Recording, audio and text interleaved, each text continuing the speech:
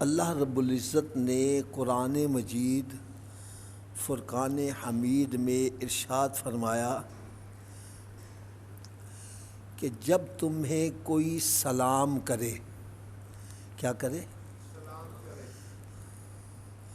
تو تم سلام کا جواب اس سے بہتر طریقے سے دو، اور اگر بہتر طریقے سے نہیں دے سکتے تو کم از کم ویسا ہی لوٹا دو۔ اس کا مطلب کیا ہے؟ ایک بندہ آپ سے کہتا ہے السلام علیکم، تو آپ کا چاہیے کہ اس کا جواب دیں وعلیکم السلام ورحمۃ اللہ وبرکاتہ۔ اور اگر آپ اس میں اضافہ نہیں کر سکتے تو کم از کم اتنا کہہ دیں وعلیکم السلام۔ کیا کہہ دو جی؟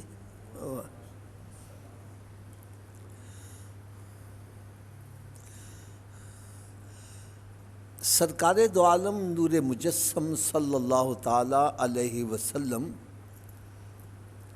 ایک مرتبہ جلوہ افروز ہے، ایک صحابی حاضر ہوتے ہیں، عرض کرتے ہیں السلام علیکم۔ میرے آقا صلی اللہ علیہ وسلم نے جواب بھی ارشاد فرمایا اور ساتھ ہی ارشاد فرمایا کہ رب تعالیٰ نے تجھے 10 نیکیوں کا ثواب عطا کر دیا ہے۔ تھوڑی دیر کے بعد ایک اور صحابی حاضر ہوئے، عرض کرنے لگے السلام علیکم ورحمۃ اللہ۔ میرے آقا صلی اللہ علیہ وسلم نے جواب بھی ارشاد فرمایا اور ساتھ ارشاد فرمایا کہ رب تعالیٰ نے تجھے 20 نیکیوں کا ثواب عطا کر دیا۔ ایک اور صحابی حاضر ہوئے، عرض کرنے لگے السلام علیکم ورحمۃ اللہ وبرکاتہ۔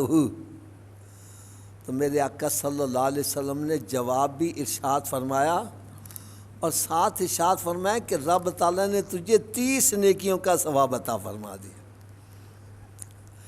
حضرت صاحب تھوڑا سا غور کرو، یہ ہماری چھوٹی سی زبان ہے، اگر یہ میرے آقا صلی اللہ علیہ وسلم کی سنت کے مطابق حرکت کرنے لگ پڑے تو ہمارے نامہ اعمال میں نیکیوں کے انبار لگ جائیں۔ لیکن یاد رکھو، شیطان ہمارا دشمن ہے، وہ کبھی بھی نہیں چاہتا کہ ہمارے نامہ اعمال میں نیکی درج ہو جائے، لہٰذا وہ سلام کرنے سے روک دیتا ہے۔ اس کے روکنے کا طریقہ کیا ہے؟ امیر آدمی کے دل میں ڈالے گا اوے غریب آدمی نے سلام نہ کری، یہ تیرے سٹیٹس کا نہیں ہے، تیرا ہم پلہ نہیں ہے، غریب کو سلام کرنا تیری توہین ہے۔ اس کو ادھر روک دیا اور غریب آدمی سے یہ کہہ دیا اوے امیر کو سلام نہ کرنا، وہ کہے گا ڈر کے کر رہا ہے، تو کوئی کو لے کے کھانا ہے۔ غریب کو ادھر روک دیا، امیر کو ادھر روک دیا، سلام نہ کرے۔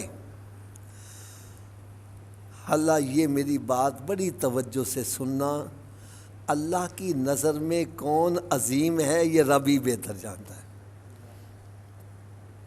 حدیث قدسی ہے، رب تعالیٰ ارشاد فرمائے میری مخلوق میں کچھ ایسے بندے بھی ہیں جن کے بکھرے بال ہوں گے، گرد آلود چہرہ ہوگا، پلا گندا لباس ہوں گے، اور لوگوں کی نظر میں ان کی وقت کیا ہوگی؟ اگر وہ کسی کے آگے ہاتھ پھیلائیں تو کوئی ان کو روٹی دینا، بھیک دینا پسند نہ کرے، لیکن فرمایا اللہ تعالیٰ کے ہاں ان کا مقام اتنا بلند ہوتا ہے، اتنا بلند ہوتا ہے کہ اگر وہ کسی بات پر قسم کھا لیں رب تعالیٰ ان کی قسم کو پورا کر کے دکھا دیتا ہے، یعنی جو وہ مانگے رب تعالیٰ عطا فرما دیتا ہے۔ یار کیا پتا ہم جس کو حقیر جان رہے ہیں وہ اللہ کی نظر میں کتنا عظیم ہے، ہم اس کو السلام علیکم کہیں، جواب میں وہ کہے وعلیکم السلام، تیرے اوپر بھی رب کی سلامتی ہو، ہماری دنیا بھی سنور جائے، آخرت بھی سنورتی چلے۔ اور دوسری بات میری بڑی توجہ سے سننا، بڑے غور سے سننا،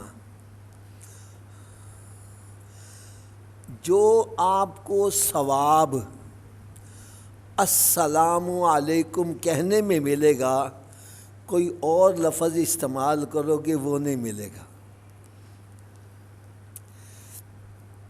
جیسے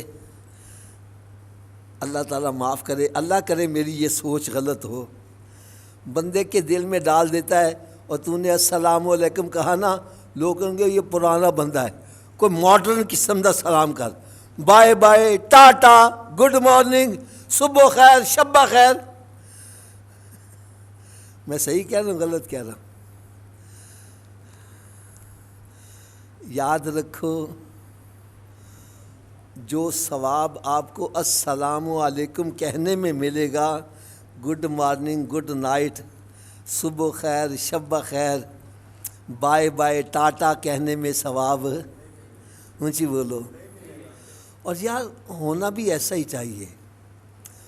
حافظ صاحب، میں اس لیے کہہ رہا ہوں ہمارا مذہب سب سے بہتر ہے۔ ان الدین عند اللہ الاسلام، اللہ تعالیٰ کو سب سے زیادہ پسندیدہ جو دین ہے وہ اسلام ہی ہے۔ اور جتنی بہترین دعا السلام علیکم میں ہے کسی اور میں ہے ہی نہیں۔ مثلا صبح خیر، تیری صبح اچھی ہو جائے، شب خیر، تیری شام اچھی ہو جائے، good morning, good night, good evening, تیری رات اچھی ہو جائے، دن دوپہر اچھا ہو جائے۔ اور جب ہم کہتے ہیں السلام علیکم، تیرے اوپر رب کی سلامتی ہو، جب سلامتی رب کی ہوگی دنیا بھی اچھی، آخرت بھی اچھی، دن بھی اچھا، رات بھی، سارا ہی اچھا ہو گیا یار۔ تو ہمیں اپنے دین اسلام کو چھوڑ کر اور الفاظ کیوں استعمال کرنے چاہیے؟ بلکہ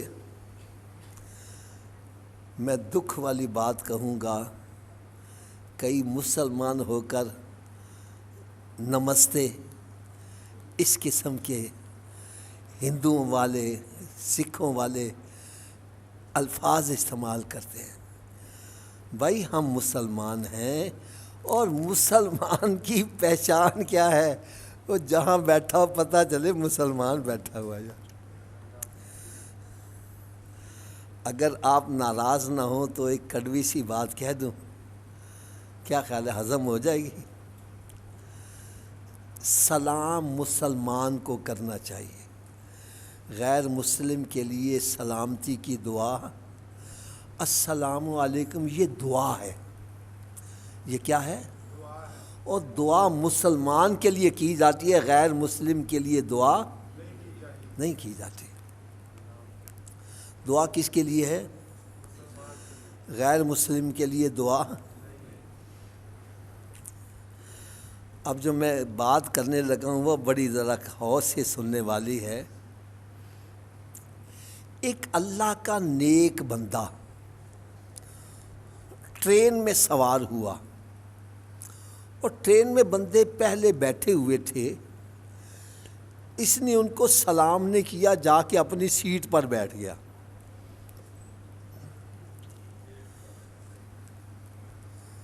اس نے کسی کو سلام نہیں کیا، جا کے اپنی سیٹ پر بیٹھ گیا۔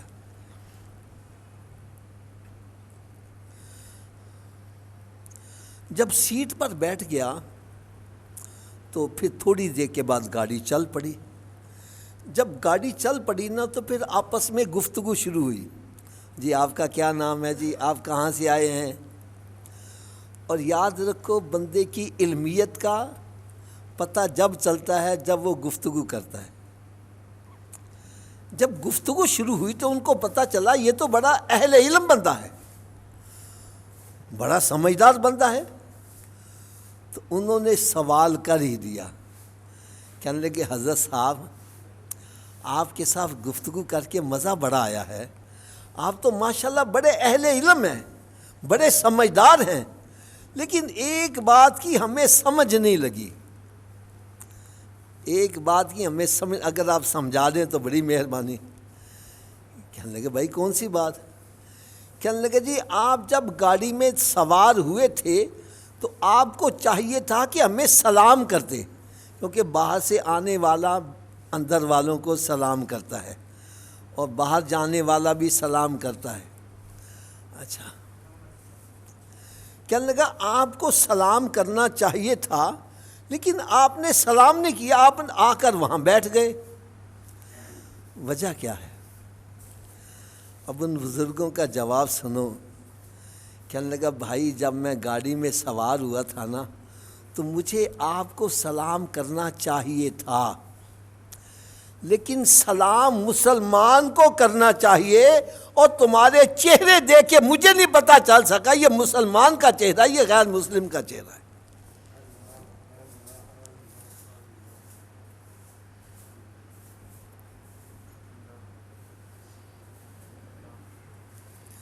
مجھے ایک منظر یاد آ رہا ہے حضرت صاحب، میں چاہتا ہوں وہ بھی آپ کو سنا دوں۔ آپ میں سے شاید کوئی بندہ جانتا ہو، مفتی غلام سرور صاحب ہمارے اہل سنت والجماعت کے بہت بڑے عالم دین تھے۔ اس وقت ان کا ادارہ گلبرگ مین مارکیٹ میں تھا اور آج کل ماڈل ٹاؤن میں ہے، اور یہ وفاقی وزیر بھی لگے رہے، مفتی غلام سرور قادری صاحب رحمۃ اللہ تعالی علیہ۔ ایک مرتبہ نا ماڈل ٹاؤن میں فوتگی ہو گئی تو اصالِ ثواب کی محفل تھی، تو میرا بھی بیان تھا تو ان کا بھی بیان تھا، پہلے میرا بیان تھا بعد میں ان کا بیان تھا۔ اچھا جب میرے بیان کی باری آئی تو میں نے لوگوں کے دلوں میں خوف خدا ڈال کے نا نماز کا نیکیوں کا جذبہ پیدا کیا۔ جب ان کی باری آئی نا تو یہ بھی پھر اسی لائن پر چل پڑے۔ ایک راستہ جو بنا ہوتا ہے، ایک ماحول بنا ہوتا ہے۔ انہوں نے حضرت صاحب ایک واقعہ سنایا، بڑا زبردست واقعہ تھا۔ کہنے لگے کہ میں تبلیغی سلسلے میں انڈیا جایا کرتا تھا، سرکاری طور پہ بھی اور غیر سرکاری طور پہ بھی۔ انڈیا میں ایک مسلمان کا گھر تھا، میں وہاں جا کے ڈیرا لگا لیتا تھا، اور پھر وہاں سے میرا بیان کرنے کبھی کسی شہر میں کبھی کسی شہر میں، مرکز میں اسی کو بناتا تھا۔ کہتا جب بھی میں جاتا تو اسی کے گھر ہی قیام کرتا۔ کہنے لگا جو میرا میزبان تھا نا جس کے پاس میں جا کے رہتا تھا وہ تھا داڑھی منڈا۔ میں نے اس کو بڑا کہنا یار میں اتنا بڑا مفتی ہوں، تیرے گھر میں آتا ہوں، لوگ یہ گمان کرتے ہیں پتہ نہیں کتنا متقی پرہیزگار ہوگا، کتنا سنت کا پابند ہوگا، تو جب تیرا چہرہ دیکھتے ہیں تو ان کے دل پر کیا بیتی ہوگی، تو ایسے کر داڑھی رکھ لے یار۔ کیا رکھ لے؟ اونچی بولو ذرا۔ کہنے لگا وہ ٹالتا رہا، انشاءاللہ جی انشاءاللہ، جیسے ہمارا ایک طریقہ کار ہے انشاءاللہ۔ اچھا کوئی یہ کہتے ہیں جی میں مدینہ شریف جاواں گا تو داڑھی رکھ کے آواں گا۔ بہرحال یہ اپنی اپنی سوچ ہوتی ہے، لیکن مجھے اس پہ بڑا دکھ ہوتا ہے کہ یار اتنی بڑی بارگاہ میں تو نے داڑھی لینے جانا ہے، وہ تو تیرے پاس ہے چھوڑ دے گا خود ہی آ جائے گی۔ وہ اتنی بڑی بارگاہ میں جانا ہے تو جو اس بارگاہ کے شایان شان ہے وہ بھیک مانگو، وہاں جا کے سرکار کی شفاعت مانگو، وہاں جا کے مانگنا ہے تو جنت بغیر حساب کے مانگو یار، وہاں مانگنا ہے تو سرکار کے عشق میں رونے والی آنکھ مانگو، وہاں مانگنا ہے تو حجت کے وہ اٹھنے والی سعادتیں مانگو، وہاں مانگنا ہے یہ مانگو یا رسول اللہ صلی اللہ علیہ وسلم میری زبان میں تاثیر ایسی پیدا کر دے میں جس سے کہوں وہ نمازی بنتا جایا کرے، وہ آپ کے عشق میں مچلنے والا بن جائے، یار یہ مانگو۔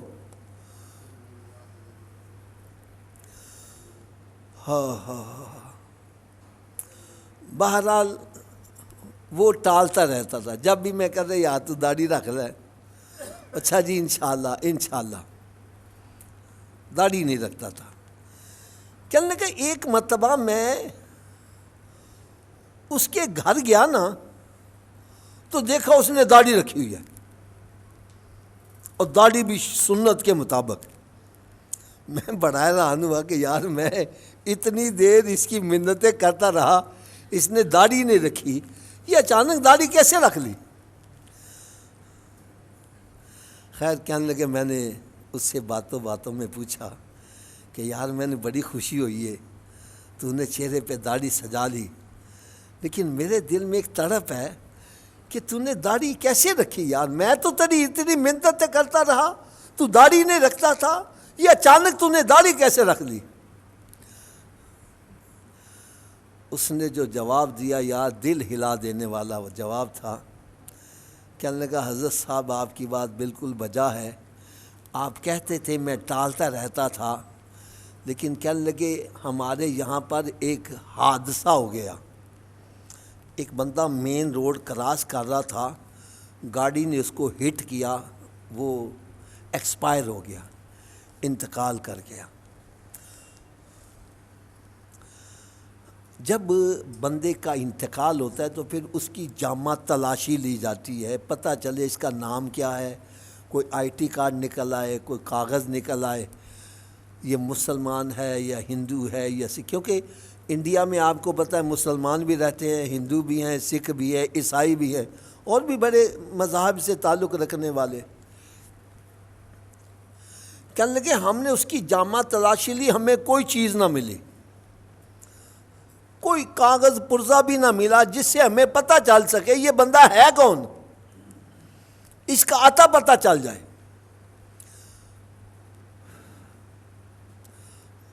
بہرحال ایکسیڈنٹ ہوا تھا، بندہ فوت ہو گیا، تو پبلک بڑی اکٹھی ہو گئی، مسلمان بھی آ گئے، ہندو بھی آ گئے، سکھ بھی آ گئے، عیسائی آ گئے۔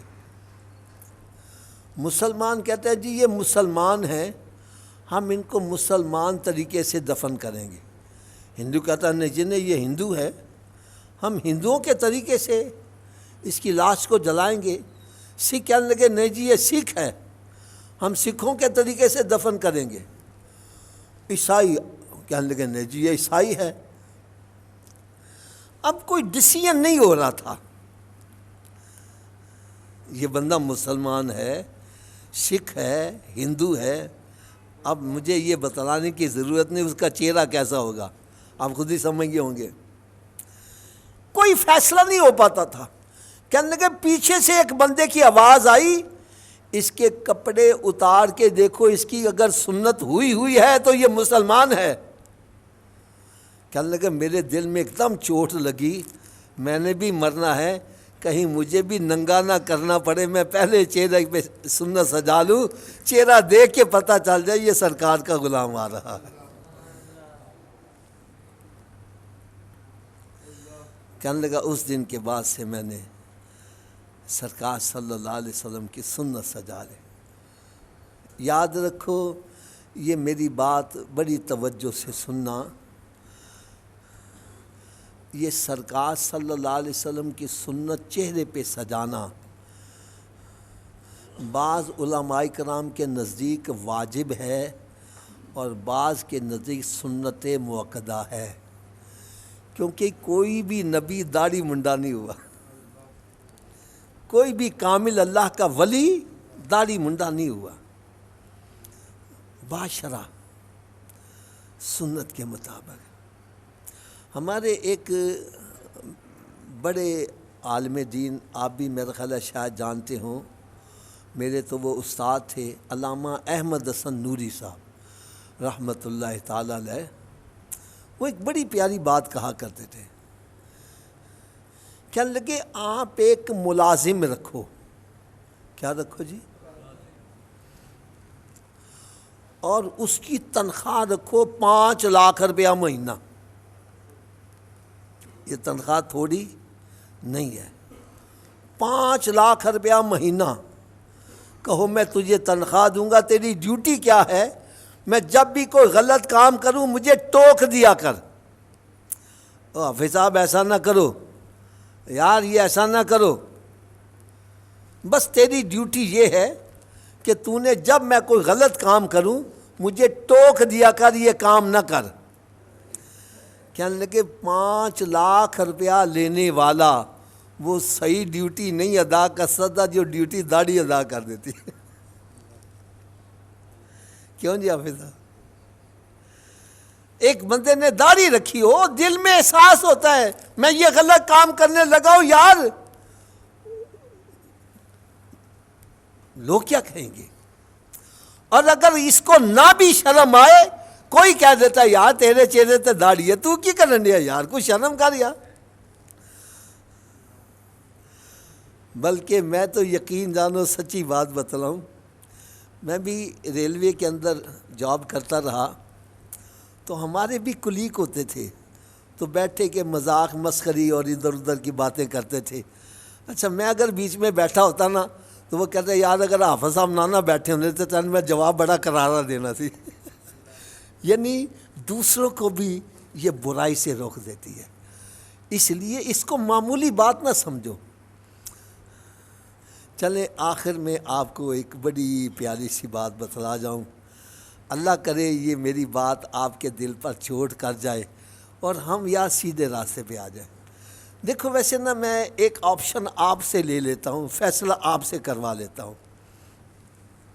مجھے امید ہے آپ مسجد میں بیٹھے ہو فیصلہ صحیح کرو گے۔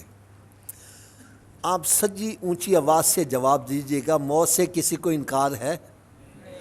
تھوڑا سا اونچی آواز سے بولیے۔ اور ہم نے قبر میں جانا ہے، قبر میں میرے آقا صلی اللہ علیہ وسلم نے تشریف لانا ہے، اس میں کوئی شک شبہ ہے؟ تو سرکار کے سامنے چہرہ کیسا ہونا چاہیے؟ سرکار کے دشمنوں والا ہونا چاہیے کہ غلاموں والا ہونا چاہیے؟ اونچی بولو یار۔ اور موت کا پتہ ہے کب آ جائے، تو پھر دیر کاہے کی ہے؟ بھئی اگر میں غلط ہوں میری جھولی میں ڈال دو، کہو حافظ صاحب آپ غلط کہہ رہے ہو، اور اگر میں صحیح کہہ رہا ہوں خدا را یار تھوڑا سا خیال کرو۔ اب حدیث قدسی سنو، رب تعالیٰ نے ارشاد فرمایا میرا بندہ میرے بارے میں جیسا گمان رکھتا ہے میں اس کے ساتھ ویسا ہی پیش آؤں گا۔ میرا بندہ میرے بارے میں جیسا گمان رکھتا ہے میں ویسا ہی اس کے ساتھ پیش آؤں گا۔ میں رب تعالیٰ کے بارے میں کیا گمان کرتا ہوں؟ حضرت صاحب مختلف جگہ بیانات کے لیے جانا پڑتا ہے، میں نے دیکھا راستے میں پولیس والے کھڑے ہوتے ہیں، کوئی کہتا ہے کاغذات چیک کراؤ، کوئی کچھ کراؤ، کوئی کچھ کراؤ، لیکن جب ہماری داڑھی دیکھ رہے کہتے ہیں مولی جا تسی لنگ جاؤ۔ ایک مطلب حافظ صاحب مجھے یقین جانو وہ منظر یاد آتا ہے، ملتان میں میرا بیان تھا، ملتان میں، یہ اس دور کی بات ہے جب یہ اے سی کوچیں نئی چلی تھی۔ رات میں بیان کر کے فارغ ہوا تو انہوں نے وہ اے سی کوچ کی ٹکٹ لا کے دے دی کہ یار چلو ریسٹ کرتے ہوئے جائیں گے، صبح ڈیوٹی پہ بھی جانا ہوتا ہے۔ جب میں بیان کے بعد اڈے پہ پہنچا نا تو تھوڑی دیر کے بعد بس آ گئی، اور آپ جانتے ہیں وہاں سواریوں کے لیے ایک ہی گیٹ ہوتا ہے اے سی کوچ میں، تو وہاں پر نا لائن لگ گئی، سوار ہونے والوں کی لائن لگ گئی، اور لائن بڑی آرام سے چلے۔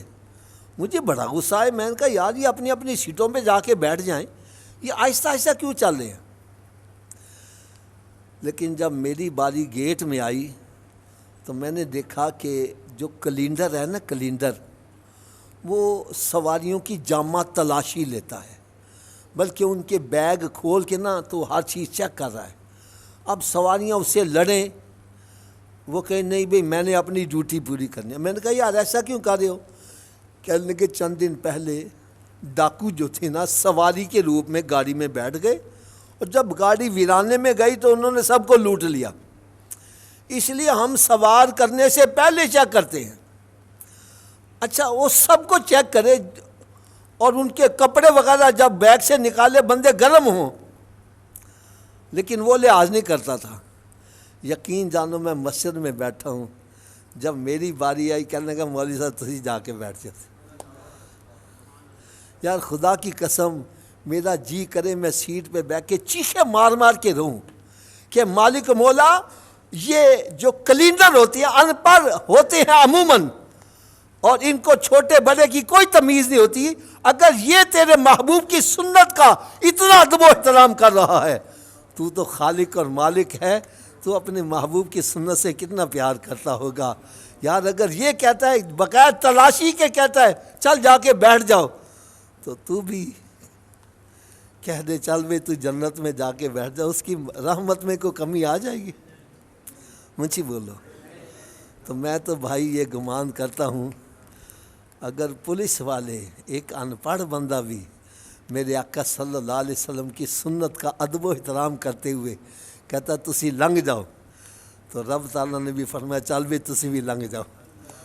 تو یار پتہ نہیں, ویسے بھی حدیث پاک میں آتا ہے نیکی کو کبھی حقیر نہ جانو, کیا پتہ جس کو تو چھوٹی سمجھ رہا یہی تیرے لیے جنت میں جانے کا سبب بن جائے. اور دوسری جگہ فرمایا گناہ کو کبھی ہلکا نہ جانو, چھوٹا نہ جانو, کیا یہ چھوٹا سا گناہ کہیں تیرے لیے جہنم میں جانے کا سبب نہ بن جائے. کیونکہ ایک بڑا باغ لگا ہوا ہے, ایک چھوٹی سی تیلی دی لوڑ ہے نا, سارے باغ کو جلا کے راکھ کر دیتے. اس لیے نیکی جو بھی ہاتھ لگے کر گزرو, تاخیر نہ کرو, اور گناہ سے بچو چاہے وہ جتنا مرضی چھوٹا کیوں نہیں ہو.